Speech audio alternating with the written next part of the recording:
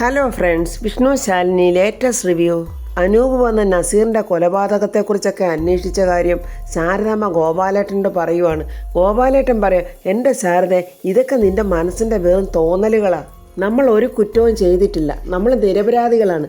അതാദ്യം നമ്മുടെ മനസ്സിനെയാണ് നമ്മൾ ബോധ്യപ്പെടുത്തേണ്ടത്. കക്കാൻ അറിയാമെങ്കിൽ എനിക്ക് നിൽക്കാനും അറിയാം എന്നിങ്ങനെ ഗോപാലേട്ടൻ പറയുമ്പോൾ ശാരദാമ്മ പറയാം, അതല്ലെങ്കിലും എനിക്ക് നല്ലതുപോലെ അറിയാം, നിങ്ങൾക്കത് അറിയാവുന്ന. എനിക്ക് അത്രയ്ക്കുള്ള മനോധൈര്യമൊന്നുമില്ല എന്നൊക്കെ പറഞ്ഞ് ആകെ ടെൻഷനിൽ നിൽക്കുവാണ് ശാരദാമ്മ. ഗോപാലേട്ടൻ പല കാര്യങ്ങളും പറഞ്ഞ് ശാരദാമ്മയെ ആശ്വസിപ്പിക്കാൻ ശ്രമിക്കുന്നുണ്ട്. കൊലപാതകമാണ് നടത്തിയിരിക്കുന്നത്. അത് എത്രയൊക്കെ നമ്മൾ മറയ്ക്കാൻ ശ്രമിച്ചാലും അതെന്തെങ്കിലും ഒരിക്കൽ പുറത്തു വരിക തന്നെ ചെയ്യും. എന്തെങ്കിലും ഒരു തെളിവ് അതിനായിട്ട് എന്തെങ്കിലും അവശേഷിക്കുകയും ചെയ്യും. ഇതൊക്കെയാണ് ഇതുവരെയും നടന്നിട്ടുള്ളത്. അതുകൊണ്ട് നമ്മളായിട്ട് നമ്മുടെ ശവക്കുഴി തോണ്ടരുത്. നീ ഇതിനെക്കുറിച്ച് ഓർത്തിനി വിഷമിക്കാതെ, അഥവാ എന്തെങ്കിലും വന്നാലും അതൊക്കെ ഞാൻ നോക്കിക്കോളാം എന്നൊക്കെ ഗോപാലേട്ടൻ പറഞ്ഞ് സമാധാനിപ്പിച്ചിട്ട് ഗോപാലേട്ടൻ അങ്ങ് പോകുന്നുണ്ട്. പക്ഷേ ശാരദാമ്മയ്ക്ക് ഒരു ആശ്വാസമില്ല. ശാരദാമ്മ ആകെ ടെൻഷനില്ല. പാപം വിഷ്ണുവിനെ ഇതിനകത്തങ്ങനെ പിടിച്ചിടുവോ, വിഷ്ണു ഒരു തെറ്റും ചെയ്തിട്ടില്ലല്ലോ എന്നുള്ള സങ്കടത്തിൽ നിൽക്കുമ്പോൾ ശാരിക അങ്ങോട്ട് വന്നിട്ട് പറയുന്നു, അമ്മേ, ശ്യാമയും രോഹിത്തോട് എവിടെ പോവുക?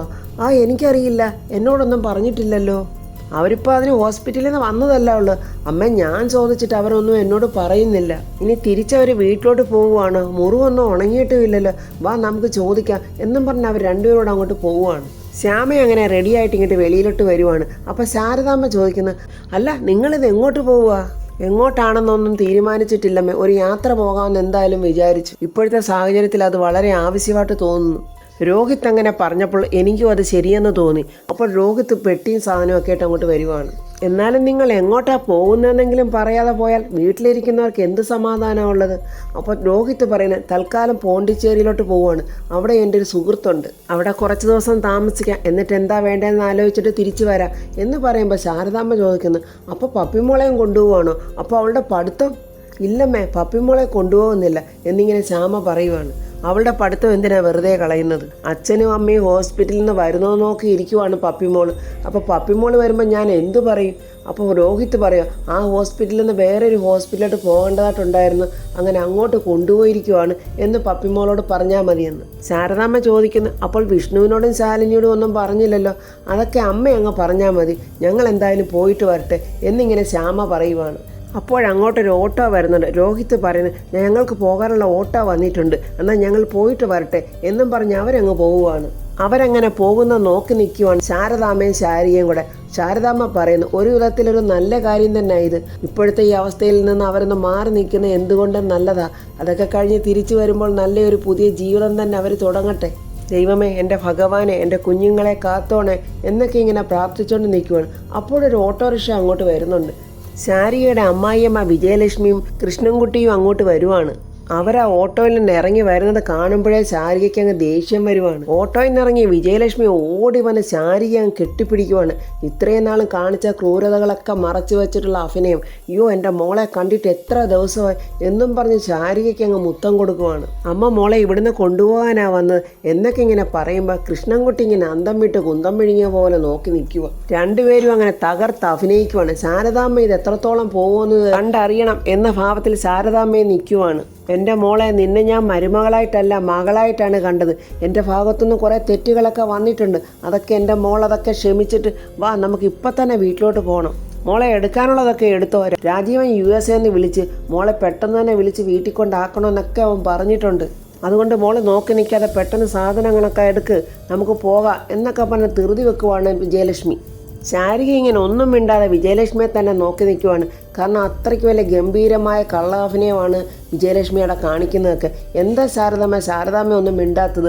ശാരദാമ്മ ഇവളെ ഒന്ന് പറഞ്ഞ് മനസ്സിലാക്ക് എന്നൊക്കെ വിജയലക്ഷ്മി ശാരദാമ്മയോടും പറയുന്നുണ്ട്. അപ്പോൾ ശാരദാമ്മ ശാരികയോട് ചോദിക്കുന്നു, ശാരിക, ദാണ്ട് ഇവർ പറയുന്നത് നീ കേട്ടില്ലേ? എന്താ നിൻ്റെ തീരുമാനം? നീ ഇവരോടൊപ്പം പോവുകയാണോ? ഞാൻ പോകാമേ, പക്ഷേ ആ വീട്ടിൽ രാജീവേട്ടൻ ഉണ്ടായിരിക്കണം, അല്ലാതെ ഞാൻ അങ്ങോട്ട് പോകത്തില്ലമ്മേ. അമ്മ പോകാൻ എന്നോട് പറയരുത്. അപ്പോൾ കൃഷ്ണൻകുട്ടി പറയാം, അതെങ്ങനെ ശരിയാകും? രാജീവ് USA റിസർച്ചിന് പോയിരിക്കുമല്ലേ, അത് കളഞ്ഞിട്ട് ഇങ്ങോട്ടങ്ങനെ വരാൻ പറ്റുമോ? അങ്ങനെ അമ്മാവൻ പറഞ്ഞത് കേട്ട് ശാരിക പറയുക, എന്നെങ്കിലും ഒരിക്കൽ രാജീവേട്ടൻ വരുമല്ലോ, അന്നേരം ഞാൻ വരാം, അല്ലാതെ ഇപ്പം ഞാൻ വരത്തില്ല. എൻ്റെ ശാരിക മോളെ കൊച്ചിന് കിടക്കാനുള്ള തൊട്ടിലുണ്ടാക്കാൻ ആശാരിയോട് വരെ ഞാൻ വിളിച്ച് പറഞ്ഞിരിക്കുവാണ്. മോള് നിർബന്ധം പിടിക്കാതെ വാ. മോളെ നീ ഇപ്പോൾ വന്നില്ലെങ്കിൽ രാജീവൻ ഞങ്ങളെ വിളിക്കും. എന്നിട്ട് മോള് വന്നില്ലെന്ന് പറഞ്ഞ് ഞങ്ങളെ അവൻ വഴക്ക് പറയും. തെറ്റൊക്കെ ഞങ്ങളുടെ ഭാഗത്തുണ്ടായിട്ടുണ്ട്. അതൊക്കെ മോളങ്ങ് ക്ഷമിക്ക്. വിജയലക്ഷ്മിയുടെ ഈ അഭിനയം കണ്ടിട്ട് ശാരദാമ്മ സഹിക്കാൻ വയ്യാതെ ചോദിക്കുന്നു, എന്തിനാ ഇപ്പം നിർബന്ധിച്ചിങ്ങനെ കൊണ്ടുപോകുന്നത്? മനോരോഗാശുപത്രിയിൽ കൊണ്ട് വീണ്ടും തള്ളാനാണോ? അത് കേട്ടിട്ട് വിജയലക്ഷ്മി പറയാം, ശാരദാമ്മേ, നമുക്കൊരു പനി വന്നാൽ നമ്മൾ എന്ത് ചെയ്യും? നമ്മൾ ആശുപത്രിയിൽ പോയി ഡോക്ടറെ കാണിക്കത്തില്ലേ? അതുപോലെ ഇവള് രാത്രി കടന്ന് പിച്ചും പേയും വിളിച്ച് പറച്ചിലാണ്. അതുകൊണ്ട് ഒരു സൈക്യാട്രിസ്റ്റിനെ കാണിക്കാമെന്ന് കരുതിയാണ് ഞാൻ കൊണ്ടുപോയത്. പക്ഷേ അയാൾ ഭ്രാന്തിന് ചികിത്സിക്കുന്ന ആളാണെന്നൊന്നും എനിക്കറിയത്തില്ലായിരുന്നു. അല്ലാതെ ഞങ്ങളായിട്ട് പ്രാന്താശുപത്രിയിലൊന്നും കൊണ്ടുപോയതല്ല ശാരദാമ്മേ. ശാരികയെ വീണ്ടും നിർബന്ധിക്കുവാണ്. മോള് മടിച്ചു നിൽക്കാതെ വാ. രാജീവൻ വിളിക്കുമ്പോഴേ മോള് വന്നില്ലെന്ന് പറഞ്ഞാൽ അവൻ ദേഷിക്കുകയും ചെയ്യും. അവൻ ഞങ്ങൾക്ക് പൈസയും അയച്ചു തരത്തില്ല. അത് കേട്ടപ്പോൾ ശാരിക പറഞ്ഞു, ഓ ഇപ്പം മനസ്സിലായി, പൈസ അയച്ചു തരത്തില്ലല്ലേ? അപ്പോൾ നിങ്ങൾക്ക് നിങ്ങളുടെ ആങ്ങളയ്ക്ക് സുഖിച്ച് ജീവിക്കാൻ രാജീവേട്ടൻ പൈസ തരില്ല. അതിനു വേണ്ടിയുള്ള അഭിനയമായിരുന്നത് അല്ലേ? നിങ്ങളുടെ നിലനിൽപ്പിന് വേണ്ടിയാണ് അമ്മയും അമ്മാവനും കൂടെ വന്നിരിക്കുന്നത്. എന്തായാലും ഞാൻ വരില്ല. രാജീവേട്ടൻ വരാതെ ഞാൻ അങ്ങോട്ട് വരുന്ന പ്രശ്നമില്ല. അപ്പോൾ ഈ തീരുമാനത്തിൽ നീ ഉറച്ചു തന്നെ നിൽക്കുവാണോ എന്നിങ്ങനെ വിജയലക്ഷ്മി ദേഷ്യത്തിൽ ചോദിക്കാൻ തുടങ്ങി. പെട്ടെന്ന് വിജയലക്ഷ്മിയുടെ ആ ഭാവമൊക്കെ അങ്ങ് മാറി ദേഷ്യത്തോടെ പറയുക, അങ്ങനെയാണെങ്കിൽ ആയുഷ്കാലം മുഴുക്കെ നിനക്കിവിടെ നിൽക്കേണ്ടി വരും. അച്ഛനില്ലാത്ത കൊച്ചിനെയും കൂടെ നിനക്ക് ജീവിക്കുകയും ചെയ്യേണ്ടി വരും. അവൻ അവിടെ ഏതെങ്കിലും മദാമയെ കെട്ടി എൻ്റെ മോൻ അങ്ങനെ സുഖമായിട്ട് അവിടെ ജീവിക്കുകയും ചെയ്യും. ഇവരുടെ ആ വർത്തമാനമൊക്കെ കേട്ടിട്ട് കൃഷ്ണൻകുട്ടി പറയുന്നു, അയ്യോ അപ്പം ഞാൻ ഈ ആശാരിയോട് ഇനി എന്ത് പറയും തൊട്ടിൽ കെട്ടുന്ന കാര്യത്തിന്? ശാരിക പറയുക, ഞാൻ ആദ്യം ഇവിടെ നിന്ന് സുഖമായിട്ടൊന്ന് പ്രസവിക്കട്ടെ, എന്നിട്ട് മതിയല്ലോ തൊട്ടിൽ കെട്ടാൻ ആശാരിയെ വിളിക്കുന്നതും തൊട്ടിൽ കെട്ടുന്നതും ഒക്കെ. ശാരദാമ്മയ്ക്കൊന്നും പറയാനില്ലേ? ശാരദാമ്മ എന്തു പറയുന്നു? അപ്പം ശാരദാമ്മ പറയുക, ഞാൻ എന്തു പറയാനാ? ഇവളെ മനോരോഗാശുപത്രിയിൽ നിന്ന് രക്ഷിച്ചുകൊണ്ട് വന്നത് എൻ്റെ മകൾ ശാലിനിയാണ്. അപ്പോൾ അവളോടൊരു വാക്ക് ചോദിക്കാതെ എനിക്കൊന്നും പറയാൻ പറ്റില്ല. എന്നാൽ നീ ഇവിടെ നിന്ന് ആലോചിച്ചുകൊണ്ടിരിക്കടി, നീ ഇനി ആലോചിച്ചുകൊണ്ട് അങ്ങോട്ട് വരികയും വേണ്ട എന്നും പറഞ്ഞ് പെട്ടെന്ന് ദേഷ്യത്തോടെ വിജയലക്ഷ്മി, ശാരദാമ്മേ, മോൾ ഇവിടെ തന്നെ നിൽക്കാനാ തീരുമാനിച്ചത്. അപ്പോഴേ ഒരു മുറിയോടെ കൊണ്ട് പണിഞ്ഞു കൊടുത്ത് ഒരു സപ്രമഞ്ച കട്ടിലൂടെ കൊണ്ട് പണിഞ്ഞു കൊടുക്ക്. അച്ഛനില്ലാത്ത കൊച്ചിനെയും വളർത്തി അവളിവിടെ കഴിഞ്ഞോട്ടെ. ഇനി ഇവൾ അങ്ങോട്ട് വരികയും വേണ്ട. ഇങ്ങോട്ട് വാ കൃഷ്ണൻകുട്ടി ചേട്ടാ, നമുക്ക് പോകാം എന്നും പറഞ്ഞ് വന്നതിനേക്കാളും സ്പീഡിൽ പെട്ടെന്ന് ഓട്ടോറിക്ഷയിൽ കയറി അങ്ങ് പോവുകയാണ്. ശാരികയെ വിളിച്ചുകൊണ്ട് അങ്ങോട്ട് ചെന്നെങ്കിലേ രാജീവ് പൈസ അയച്ചു കൊടുക്കത്തുള്ളെന്ന് അവർക്ക് മനസ്സിലായി. അതിനുവേണ്ടിയാണ് ശാരികയെ വിളിക്കാൻ വന്നതെന്നും ഒക്കെ ഇവർക്ക് മനസ്സിലായി. അവർ അമ്മയും മോളും അങ്ങനെ നിൽക്കുവാണ്. ശാരദാമ്മ ശാരികയോട് ചോദിക്കുന്നുണ്ട്, മോളെ എത്രയ്ക്കായാലും അവർ മോടെ അമ്മായിയമ്മയല്ലേ, മോൾ അവിടെ തന്നെ അല്ലേ ജീവിക്കേണ്ടത്? എന്തെങ്കിലും തെറ്റുകുറ്റങ്ങൾ പറഞ്ഞിട്ടുണ്ടെങ്കിൽ അതങ്ങ് ക്ഷമിക്കും. ഞാൻ പോവില്ലമ്മേ രാജീവേട്ടൻ വരാതെ. ഈ കാണിക്കുന്ന പ്രകടനമൊന്നും അല്ല അവിടെ ചെന്ന് കഴിഞ്ഞാൽ.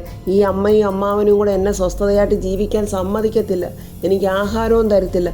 എൻ്റെ വയറ്റിൽ കിടക്കുന്ന കുഞ്ഞിനെ എനിക്കൊന്ന് ശ്രദ്ധിക്കാൻ പോലും പിന്നെ കഴിയില്ല. പിന്നെ അല്ലാതെ നീ എന്ത് ചെയ്യും മോളെ? ഞാൻ ഇവിടെ നിന്ന് ഞാൻ പ്രസവിക്കുമമ്മേ, എൻ്റെ കുഞ്ഞിനെ ഞാൻ വളർത്തും.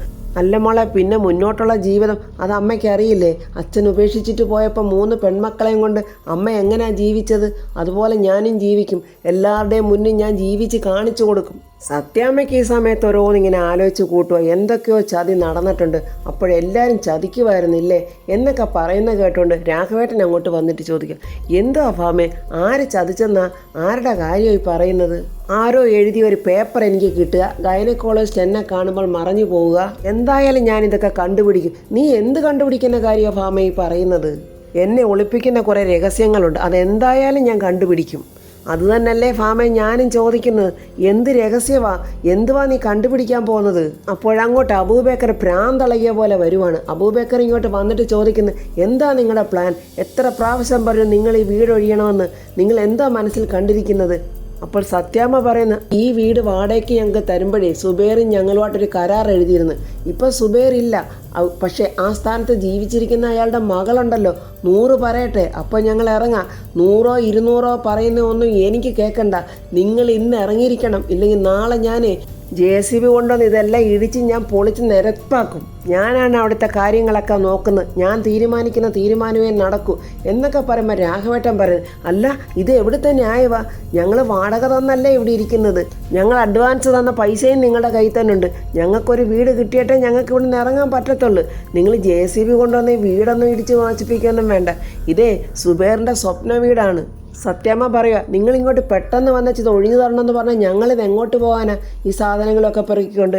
ആയുഷ്കാലം മുഴുക്ക ഞങ്ങൾക്ക് ഇവിടെ ജീവിക്കണമെന്ന് ആഗ്രഹമില്ല, ഞങ്ങളിവിടെ ജീവിക്കുന്നതും ഇല്ല. നൂർജഹാൻ വന്ന് പറയട്ടെ, അല്ലെങ്കിൽ നൂർജഹാനോ അല്ലെങ്കിൽ സുബൈറിൻ്റെ പെങ്ങളുണ്ടല്ലോ സുബൈദ വന്ന് പറയട്ടെ എന്നിങ്ങനെ രാഘവേട്ടൻ പറയുമ്പോൾ അബൂബക്കർ പറയുക, വരും, സുബൈദയും നൂർജഹാനും കൂടെ നാളെ ഇവിടെ വരും, അവർ പറയേണ്ട രീതിക്ക് പറയുകയും ചെയ്യും. അപ്പം തന്നെ നിങ്ങൾ ഇവിടെ നിന്ന് ഇറങ്ങിക്കോണം. ഇനി എന്നെ ഇങ്ങോട്ടൊരു വരവ് വരുത്തിക്കരുത്, മര്യാദയുടെ ഭാഷയിലാണ് ഞാൻ പറയുന്നത്. ഇനി ഞാൻ ഇങ്ങോട്ട് വന്നാൽ ഇങ്ങനെ ആയിരിക്കില്ല എന്നും പറഞ്ഞ് ദേഷിച്ച് അബൂബക്കർ കാർ കയറി അങ്ങ് പോവുകയാണ്.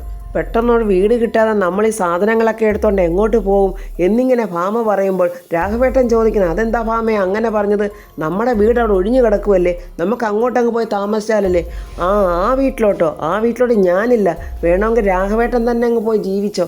ഇത് കേട്ടോണ്ട് രാഘവേട്ടൻ പിള്ളയോട് പറയുന്നു, പിള്ളേ ഇത് കണ്ടോ, ഇത് ഈ ഒരു നടയ്ക്കൊന്നും പോകുന്ന ലക്ഷണമില്ല പിള്ളേ, ഇതിനൊരു മാർഗം കണ്ടേ പറ്റത്തുള്ളൂ, എത്രയും പെട്ടെന്ന് വേറെ എവിടെയെങ്കിലും ഒരു വീട് നോക്ക് എന്നിങ്ങനെ രാഘവേട്ടൻ സങ്കടത്തോടെ പിള്ളയോട് പറയുവാണ്. ഈ സമയത്ത് ശാരികയെ ഗോപാലേട്ടൻ ഉപദേശിക്കുവാണ്, മോളെ കെട്ടിക്കൊണ്ട് പോകുന്ന വീട്ടിലെ എല്ലാ സുഖസൗകര്യങ്ങളും കിട്ടണമെന്നൊക്കെ എല്ലാ മാതാപിതാക്കളും ആഗ്രഹിക്കും, പക്ഷെ അതെല്ലാവർക്കും കിട്ടണമെന്നില്ല.